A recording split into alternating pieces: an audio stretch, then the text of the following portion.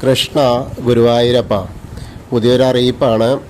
ദേവസ്വം ആധ്യാത്മിക ഹാളിൽ സപ്താഹം, നാരായണീയ പാരായണം തുടങ്ങിയവയൊക്കെ നടത്താൻ വേണ്ടിയിട്ടുള്ള അപേക്ഷ ക്ഷണിച്ചിട്ടുണ്ട്.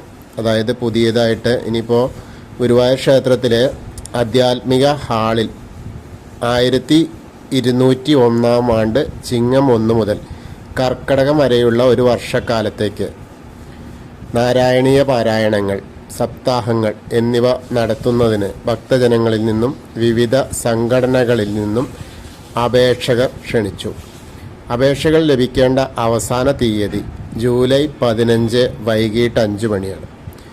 ലഭിച്ച അപേക്ഷകൾ ദേവസ്വം ഭരണസമിതി പരിശോധിച്ച് മുൻഗണന ക്രമത്തിൽ ലിസ്റ്റ് തയ്യാറാക്കി ദേവസ്വം ഓഫീസിൽ നിന്നും അറിയിപ്പ് കിട്ടിയ ഉടൻ പണം അടയ്ക്കേണ്ടതാണ്.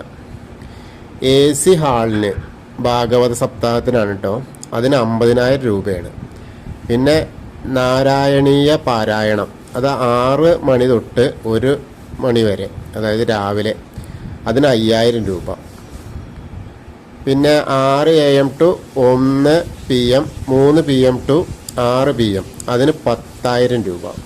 പിന്നെ നോൺ AC ഉള്ളത് ഭാഗവത സപ്താഹത്തിന് 15,000 രൂപയാണ്. നാരായണീയ പാരായണം 6 AM to 1 PM 1,500 രൂപ.